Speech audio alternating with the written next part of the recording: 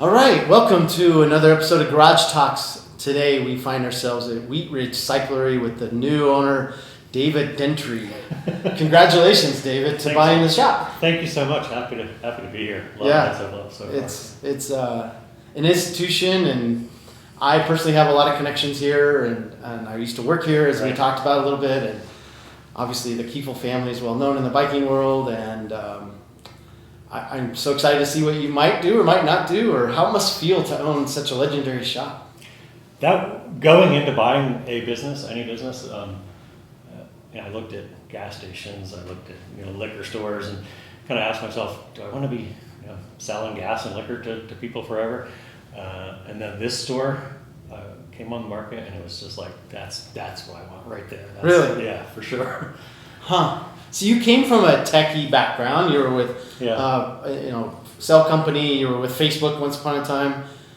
Did you just hit the wall of that industry and say, I just got to get something, do something different? I love technology. If we go farther back in my history, I was in the photography industry for a long time, probably about 15 or 17 years. Okay. And I really, growing up as a kid, I loved taking pictures. I loved being a photographer. Joined the Navy as a photographer. Really loved that industry, but sort of outgrew it a little. My future prospects weren't great, so then I went into the tech industry for a while. I loved it too, but at some point I just got to I'm tired of working for somebody else. I've got a little bit of money. I could probably leverage my retirement account, and what am I going to do for the last 10 years or whatever in my life or my career? So this was it. Well, I want to talk about you personally too, because I think my goal is to let people know who David Dentry is, right? Sure. But I'm kind of curious, how did you get the connection to Wheat Ridge specifically? I had been talking with a business broker, like a real estate broker who sells businesses, and like I said, there was a guy that was trying to sell me this gas station / convenience store / liquor store. There was a gun store I was looking at. There was a couple of convenience stores. And so I kind of was out there browsing the business broker sites. And I was talking to a guy named Don Beasley, who was the broker for this particular shop.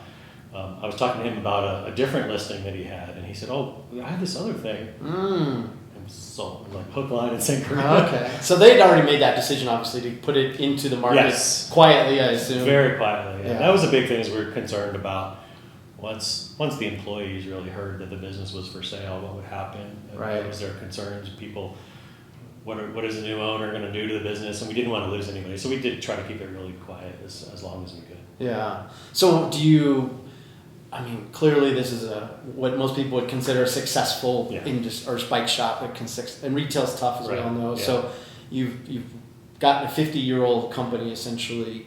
Do you have some ideas of what you might want to put your spin on, or changes? Or? I have a lot of ideas, and my biggest idea is to just not break it. Right. This, like you said, it's a 50-year, in business 50 years, very successful, great team, great service department, great sales department, great brands that we work with. So my main goal is just not to break it. Right. If something's working well, I don't want to do that. I don't want to break it. Again, 50-year-old business, though, there's got to be some room for improvement. Sure. I'd like to expand the online side. Yeah. Mm-hmm. Our heart and soul is here in the Denver market, but if we can make it easier for our local customers and slightly more regional customers, if we can make it easier for them to buy from us, I'm good with that. I also want to make sure that the newer generation of consumers know who we are. We can't just rest on the 50 years of legacy that's back there. Maybe we do a little bit more advertising. Maybe we look at the social media advertising or search marketing advertising and make sure that new customers also can find us just as easily as the old folks. Good. Yeah. Well, it's funny you say that, because I was just riding bikes this morning with Pete Piccolo, who's the head of Bicycle Colorado. And I said to Pete, what would you like to ask David if you were here? Right? Hi, Pete, I'm calling you out on this. Hey, Pete. Because I know he'll watch this. But he was curious maybe what you will do to bring customers in that are more maybe inclusive. And by that he means, and what I would ask too, is the commuter crowd, the kid crowd, the woman crowd, the people that aren't hardcore cyclists, are you guys, and I don't feel like your shop is exclusionary at all, but are you going to look at other markets differently? Yeah, for sure. Steve Heel, who's the general manager here, and again, no changes, staff. Steve is running the show. I'm going to be there, maybe pushing in one direction or the other just a little bit, but again, no major changes. But that's a great point. I mean, it's tough right now just because of the bike industry and just getting inventory that we can sell. Right.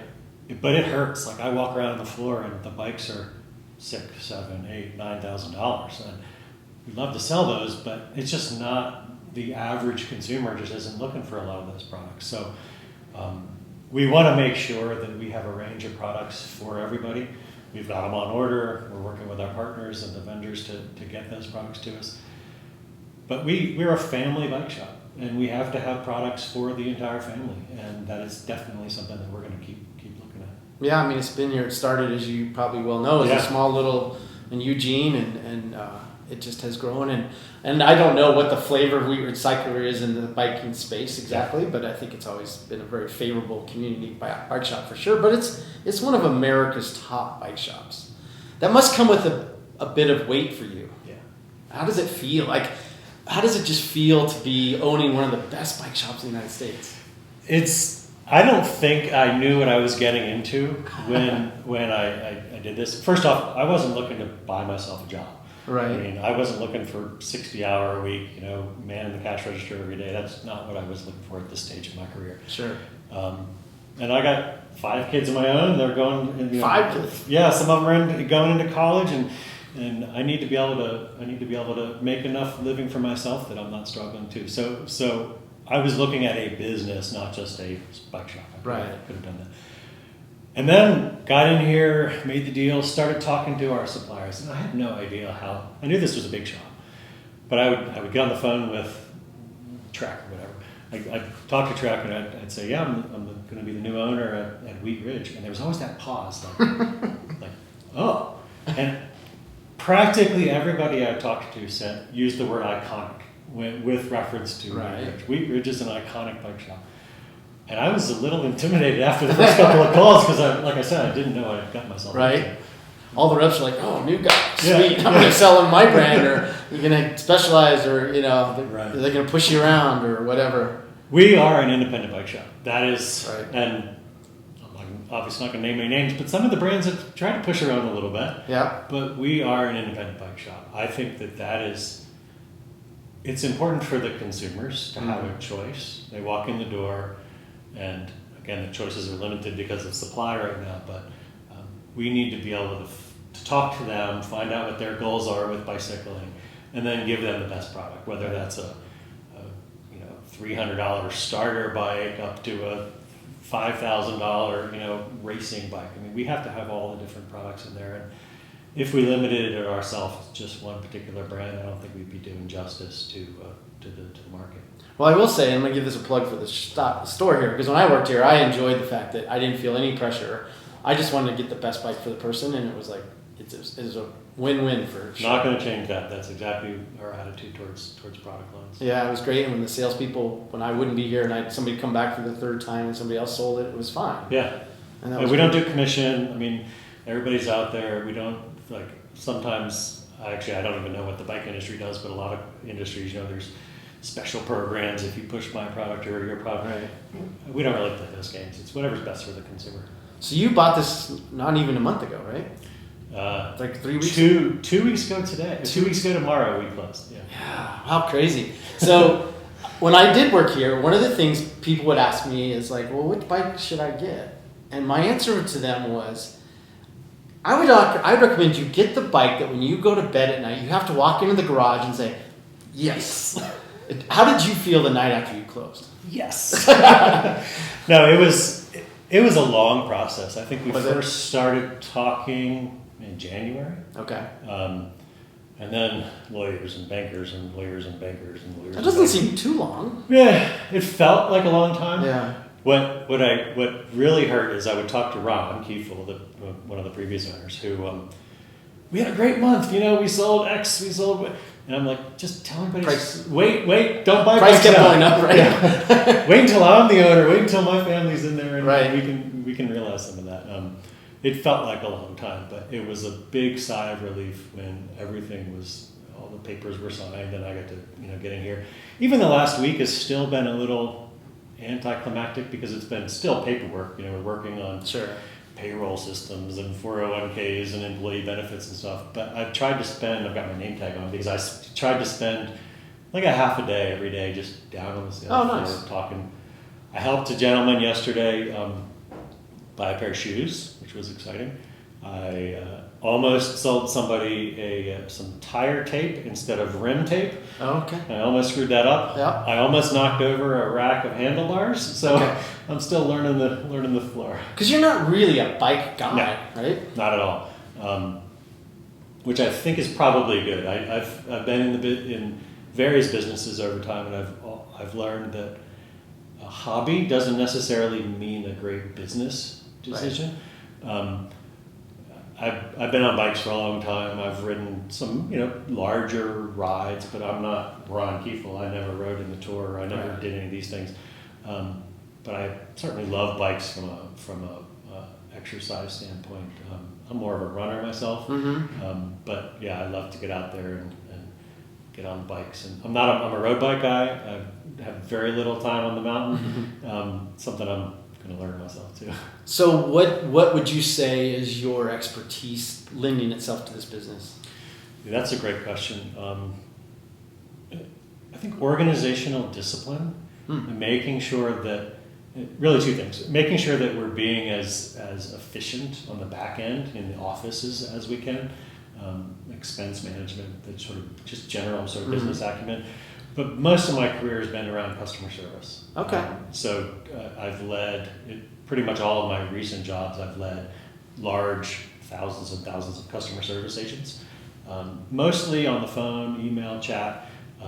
But those customer skills, it translates across the board. So I can go down on the floor, I can talk to a customer, I can relate to them, I can understand where they're coming from. I don't necessarily have to know the bike. I've got lots of experts that can do that. But just making sure that we as a business are really focused on the customer experience. Right. That's great. I mean, so obviously finance and all of those sort of things, but we always can outsource those sort of things, but I don't think you can ever replace relationships. No. And that's what this is. I mean, these are multi-generational customers that come in. I was talking to a gentleman just the other day who heard that the shop had sold. He didn't know that I was the new owner. When we were just talking, he said he bought his first bike here. He was older, probably in the early 60s. And he bought his first bike, first real bike here 30 years ago or something. Right. Yeah. I grew up just down the street. Yeah. I mean, I was here as a kid too. And it's definitely an institution. We really want to be approachable. And like you asked in an earlier question, it's hard right now just because of the stock situation, but I want to be, I heard a horn honking, a bike horn. And I went down to see what was going on. There were some kids honking the horn. It was fun. And they'd stopped in because their tire just needed some air. And just one of the Texans filling some air up. And that's the kind of place we want to be. It is amazing when I worked here how many people did pop in just to get tires filled up or have a drink of water. Yeah. I mean, it was really incredible to me. And we had a lot of groupies. You see the same person 3, 4, 5 times a week for whatever reason. Sure. They just kind of like to come hang out. And I love it. I mean, it's what's really interesting is, and I've seen this in other areas too, the camera market, where you'll get 2 customers that are they're going to spend 45 minutes over there just chit-chatting about their own experience with the bike or a pair of shoes or a camera or whatever it happens to be. So we love those enthusiasts for sure. And the building came with the business, is that what I understand? Yeah, from a banking perspective, the only way we could afford to do the whole deal was if we did the building and the business together. That's pretty cool. I mean, it's a pretty hot spot. It is. It's like when you buy a new house, though. When you walk through the new house the first time, it's all beautiful and clean, and then after you get in there, you're like, oh man, I gotta fix that. And this door is a little sticky. But I love it. So. But it gives you some freedom, right? I mean, because I've been doing a lot of shop visits, and there's lots of shops now that are becoming other things. They might have a brewery side, or they might have a wine side. Or do you have like grandiose visions of something like that possible? Yeah, not a brewery or wine. I mean, everybody loves a cup of coffee. Maybe we put a coffee machine in. I don't know. I don't think we're going to be don't play this a year from now after we open a brewery. Right, yeah. But I don't think we're going to be that sort of shop. Yeah. But again, whatever we can do just to make customers feel happy when they're here. Right. So if it requires a brewery, then we'll do a brewery or coffee, whatever. Yeah. How are you getting up to speed in the bike industry? Talking with customers, finding out what their needs are, making mistakes, like I said, pointing the customer in the wrong direction, asking for help. I don't know. Again, as an enthusiast, I know the basics of bikes and the technology, but there's especially on the mountain bike side, I just don't know. Yeah. So it's just learning, just talking to the salespeople that are down there, talking to customers who often know more certainly know more than me. Right. How about the business side? Do you talk? You've Yeah. had to talk to Specialized in Trek and Santa Cruz and Sure. Yeti and all of that. Are you going to visit with them? Are they going to come see you? How do you get that part of your business? It's been a little tough with COVID in that there aren't as many on-site visits, but I've met with a couple of the partners. They've been here already. Been on the phone with them lots and lots. Mm-hmm. I don't want to make the same mistakes that other shops have made. So certainly leveraging the experience that those folks in the bike industry can help me with. Yeah. What have you enjoyed most so far? My last job, I was with a company called Visible that was owned by Verizon, but we were selling mobile phone service. Distracting devices. Yeah. And this is just, mobile phone service, people love, you're going to save some money on your mobile phone, but you're not going to be excited about that. Mm-hmm. But when you go down there and you help a customer pick a new bike, there's nothing more satisfying than seeing a guy. As a matter of fact, somebody came in yesterday morning. They were on their way to Moab, and they had their old bike, and they were like, "Well, it's about time to splurge." They literally stopped in right as we opened, picked out a new bike, ear to ear smile, and you know that they're gonna love it. They're gonna enjoy themselves. So that it's very rewarding to be a small part of that. Right. Yeah. How about something that really maybe took you aback or was just surprising, that not good or bad, but you're just like, oh boy, I didn't even think about that. Probably the back office stuff. I knew that this was a big business.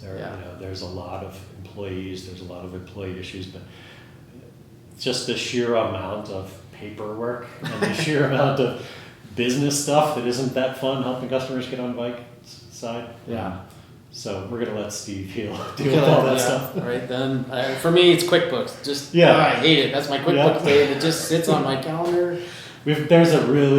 There's a lot of tenure here, and there's a lot of experience, and they've got those processes nailed down really well. So I think once we get past this initial hurdle, I'll certainly make it a goal not to be too involved in the back end. Well, we did talk about that before we got on air here, about the longevity of a lot of the people here, and it's amazing. It's really incredible. Yeah. And I go to a lot of bike shops, and the turnover's pretty high. There's usually a core group. Sure.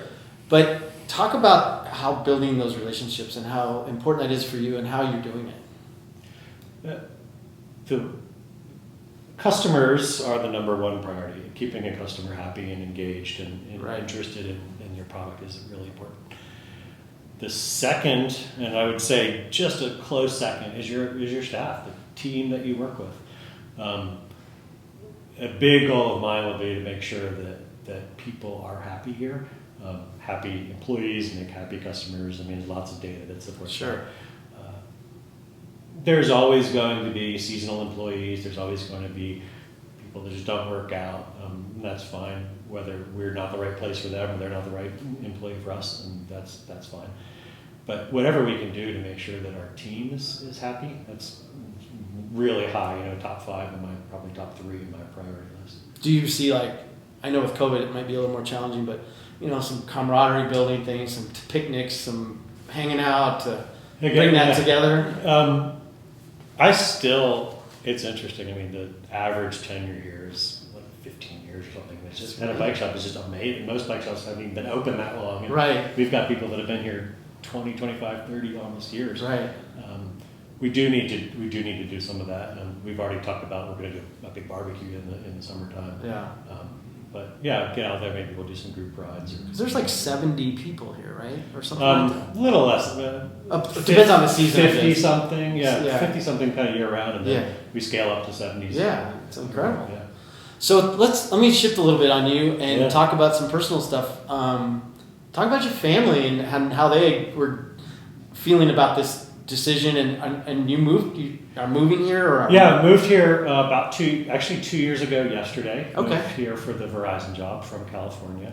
I'm not that normal California person. I lived in California for about 2 years. I wasn't clear based on your. So you were here for that company. Yeah. Okay. I moved here for the Verizon job. I was at Facebook before that in California for. We lived there for 2 years, but I was sort of commuting from New York for about 2 years to California. Spent a long time in the photo industry in New York. I was with Nikon, the camera company, and a couple of other little camera companies. Everybody loved it. I mean, we liked. I was in the Navy a long time ago. We lived in California when I was in the Navy, and we always wanted to move back. When we moved back to California recently, it just wasn't quite the same where we were living. We just didn't quite enjoy it as much, although we really liked the San Francisco area. Mm-hmm. We were ready to move, and we've moved quite a bit over the years, and my family has always been very supportive and interested in moving.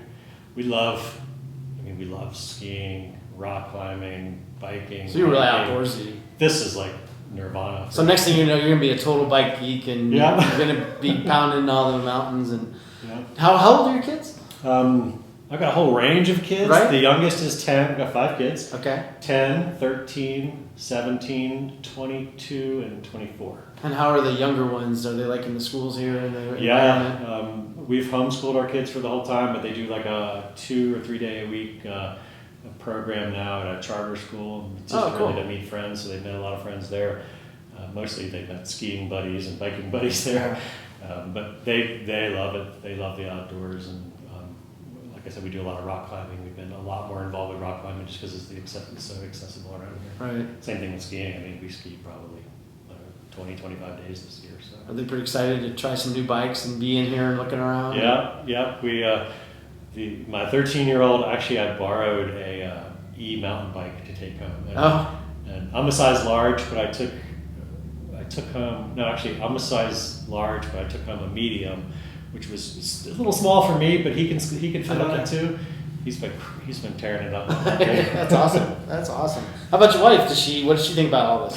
She's been very supportive over the years, and she's a stay-at-home mom, which I could never do. It's just I like to go to work to get away from the hustle and bustle of having all the kids around. Right.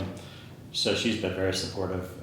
Actually, probably she won't see this before I get home this afternoon. But I just got a name tag made for her because I'm gonna get her in here, and she's gonna learn to do the cash register. Oh, nice. This started as a family business. That's how you want to keep it, and we're gonna keep it that way. I got a text this morning from my 10-year-old who was on the Colorado employment law site, trying to figure out what she could do legally, what work she could do. Oh, that's awesome. So awesome. She's going to be here cleaning the toilets or sweeping up or something.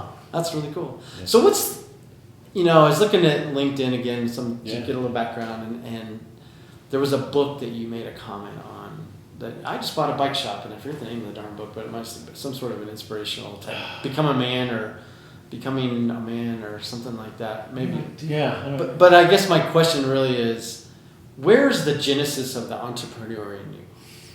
Where did that start? That's a good question because I'm pretty risk averse. I've always made career choices that maybe weren't the most exciting job, but paid well and let me feed my family. So this was a pretty scary choice. Sure. I was lucky enough that I'd saved up some money over the years and been really aggressive on saving, and if the shop weren't to succeed, I'm still okay. Yeah. It wasn't completely leveraged to buy this, but many of the jobs I've been in have been sort of at entrepreneurial companies.